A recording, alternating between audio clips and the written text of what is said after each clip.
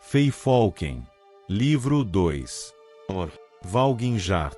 Depois que o teste foi dado e Von Guldak e Taksin demonstraram seus conhecimentos de conjuração elementar, o grande sábio disse a eles que estavam livres para aproveitar o dia.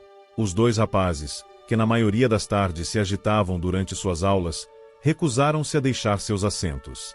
Você nos disse que depois do teste nos contaria mais sobre sua história sobre o escriba e sua pena encantada, disse Taksin. Você já nos contou sobre o escriba, como ele vivia sozinho, e suas batalhas com o secretário do templo sobre o boletim que ele escreveu para postar, e como ele sofreu da peste carmesim e não conseguia falar. Quando você parou, seu mensageiro tinha acabado de ter a pena de seu mestre encantada com o espírito de um daedra chamado Feyfolken, acrescentou Von Guldak para adicionar a memória do grande sábio. Acontece que, disse o grande sábio, eu estava pensando em tirar um cochilo. No entanto, a história toca em algumas questões sobre a natureza dos espíritos e, portanto, está relacionada à conjuração, então continuarei. Taurbad começou a usar a pena para escrever o boletim do templo, e havia algo na qualidade ligeiramente torta, quase tridimensional, das letras que Taurbad gostava muito. Noite adentro, Taurbad montou o boletim do templo de Auriel. No momento em que ele lavou a página com a pena Feyfolken, ela se tornou uma obra de arte, um manuscrito iluminado feito de ouro, mas com vernáculo bom, simples e forte. Os trechos do sermão parecem poesia, apesar de serem baseados na exortação profissional do arcebispo sobre a mais banal das doutrinas alessianas. Os obituários de dois dos principais benfeitores do templo eram severos e poderosos, mortes lamentavelmente mundanas transformadas em tragédias de classe mundial. Taurbad trabalhou a paleta mágica até quase desmaiar de exaustão. Às 6 horas da manhã, um dia antes do prazo final, ele entregou o boletim a Gorgos para que ele levasse a Alfiers, o secretário do templo. Como esperado, Alfiers nunca respondeu para elogiá-lo ou mesmo comentar sobre o quão cedo ele havia enviado o boletim. Não importava. Taurbad sabia que era o melhor boletim que o templo já havia postado. Há uma hora em Sundas, Gorgos lhe trouxe muitas mensagens. O boletim de hoje foi tão lindo que, quando li no vestíbulo, tenho vergonha de dizer que chorei copiosamente, escreveu o arcebispo. Acho que nunca vi nada que capturasse a glória de Auriel tão lindamente antes. As catedrais de Firstold empalidecem em comparação. Meu amigo, eu me prostro diante do maior artista desde Galael. O arcebispo era, como a maioria dos homens do clero, dado à hipérbole. Ainda assim, Taurbad ficou feliz com o elogio. Mais mensagens se seguiram. Todos os anciãos do templo e 33 dos paroquianos, jovens e velhos, tinham se dado ao trabalho de descobrir quem escreveu o boletim e como obter uma mensagem para parabenizá-lo. E havia apenas uma pessoa por quem eles poderiam passar para obter essa informação, Alfiers. Imaginar a mulher dragão sitiada por seus admiradores encheu Taurbad de alegria positiva. Ele ainda estava de bom humor no dia seguinte quando pegou a balsa para seu encontro com sua curandeira, Telemichiel. A herbalista era nova, uma bela mulher Redguard que tentou falar com ele, mesmo depois que ele lhe deu o bilhete dizendo meu nome é Taurbad Uzik e tenho um encontro com Telemichiel para as 11 horas. Por favor, me perdoe por não falar, mas não tenho mais caixa vocal. Já começou a chover? Ela perguntou alegremente. O adivinho disse que pode chover. Taurbad franziu a testa e balançou a cabeça com raiva. Porque todos achavam que pessoas mudas gostavam de ser faladas. Soldados que perderam os braços gostavam de receber bolas? Sem dúvida, não era um comportamento propositalmente cruel, mas Taurbad ainda suspeitava que algumas pessoas só gostavam de provar que não eram aleijadas também. O exame em si era um horror de rotina. Telemichiel realizou a tortura invasiva regular, enquanto conversava e conversava. Você deveria tentar falar de vez em quando. Essa é a única maneira de ver se está melhorando. Se não se sentir confortável fazendo isso em público, pode tentar praticar sozinho, disse Telemichiel, sabendo que seu paciente ignoraria seu conselho. Tente cantar no banho. Você provavelmente descobrirá que não soa tão mal quanto pensa. Taurbad deixou o exame com a promessa de resultados de teste em algumas semanas. Na viagem de balsa de volta para casa, Taurbad começou a pensar no boletim do templo da próxima semana. Que tal uma borda dupla ao redor do anúncio Leste Sundas Oferem Plate? Colocar o sermão em 2 colunas em vez de uma pode ter efeitos interessantes. Era quase insuportável pensar que ele não poderia começar a trabalhar até que Alfiers lhe enviasse informações. Quando ela o fez, foi com a nota: último boletim um pouco melhor. Da próxima vez, não use a palavra fortuitoso no lugar de fortunado. As palavras não são, se você as procurar, sinônimas. Em resposta, Taurbad quase seguiu o conselho de Telemichiel gritando obscenidades para Gorgos. Em vez disso, ele bebeu uma garrafa de vinho barato, compôs e enviou uma resposta adequada, e adormeceu no chão. Na manhã seguinte, após um longo banho, Taurbad começou a trabalhar no boletim.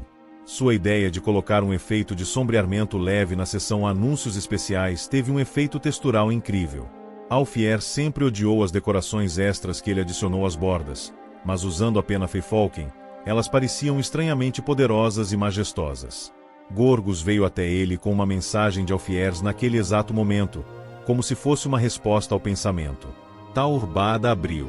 Ela simplesmente dizia: "Sinto muito." Taurbad continuou trabalhando. Ele tirou o bilhete de Alfiers da cabeça, certo de que ela logo seguiria com a mensagem completa: "Sinto muito que ninguém nunca te ensinou a manter as margens direita e esquerda do mesmo comprimento", ou "Sinto muito por não podermos conseguir alguém além de um velho e estranho como escribeiro do nosso boletim." Não importava do que ela se arrependia. As colunas das notas do sermão erguiam-se como enormes pilares de rosas, coroadas com cabeçalhos descaradamente ornamentados. Os obituários e anúncios de nascimento eram emoldurados juntos com uma borda esférica, como uma declaração de partir o coração do círculo da vida. O boletim era simultaneamente caloroso e vanguardista. Era uma obra-prima. Quando ele o enviou para Alfiers no final daquela tarde, ele sabia que ela odiaria, e ficou feliz. Taurbad ficou surpreso ao receber uma mensagem do templo em Loredas. Antes de ler o conteúdo, ele percebeu pelo estilo que não era de Alfiers. A caligrafia não era o estilo beligerante e cortante de Alfiers, e não estava tudo nas letras maiúsculas de Alfiers, que pareciam um grito de Oblivion. Taurbad, pensei que você deveria saber que Alfiers não está mais no templo. Ela deixou seu cargo ontem, muito de repente. Meu nome é Vandertil, e tive a sorte, deixe-me admitir agora, implorei lamentavelmente, de ser seu novo contato no templo. Estou impressionado com sua genialidade. Eu estava tendo uma crise de fé até ler o boletim da semana passada. O boletim desta semana é um milagre. Chega! Só queria dizer que estou honrado em trabalhar com você. Vandertil. A resposta no Sundas após o serviço surpreendeu até Taurbad. O arcebispo atribuiu o aumento massivo no comparecimento e nas ofertas de pratos de coleta inteiramente ao boletim. O salário de Taurbad foi quadruplicado. Gorgos trouxe mais de 120 mensagens de seu público adorador. Na semana seguinte, Taurbad sentou-se em frente à sua tábua de escrever, com um copo de hidromel fino Torvalia ao seu lado, olhando para o pergaminho em branco. Ele não tinha ideias. O boletim, seu filho, sua segunda esposa, o entediavam. Os sermões de terceira categoria do arcebispo eram um anátema absoluto, e as mortes e nascimentos dos patronos do templo pareciam-lhe totalmente inúteis. Blá blá blá, ele pensou enquanto rabiscava na página. Ele sabia que havia escrito as letras blá blá. As palavras que apareciam no pergaminho eram: um colar de pérolas em um pescoço branco. Ele rabiscou uma linha irregular na página. Ela apareceu através daquela maldita pena Feyfalken. Glória a Auriel. Taurbad bateu a pena e a poesia se derramou em um fluxo de tinta. Ele riscou a página, borrando tudo, e as palavras vencidas surgiram de volta em uma forma diferente, ainda mais requintadas do que antes. Cada borrão e respingo fazia o documento girar como um caleidoscópio antes de cair junto em uma simetria deslumbrante. Não havia nada que ele pudesse fazer para arruinar o boletim. Feyfalken havia assumido o controle. Ele era um leitor, não um autor. Agora, perguntou o grande sábio: o que era Feyfalken do seu conhecimento da escola de conjuração? O que aconteceu depois? Gritou von Guldak. Primeiro, diga-me o que era Feyfalken e depois continuarei a história. Você disse que eram da Edra, disse Taksin. E parece ter algo a ver com expressão artística. Feyfalken era um servo de Azura. Mas o escriba pode ter imaginado tudo isso, disse von Guldak. Talvez Feifolken seja um servo de Shelgorath, e ele tenha enlouquecido. Ou a escrita da pena faz com que todos que a vejam, como toda a congregação no templo de Auriel, enlouqueçam.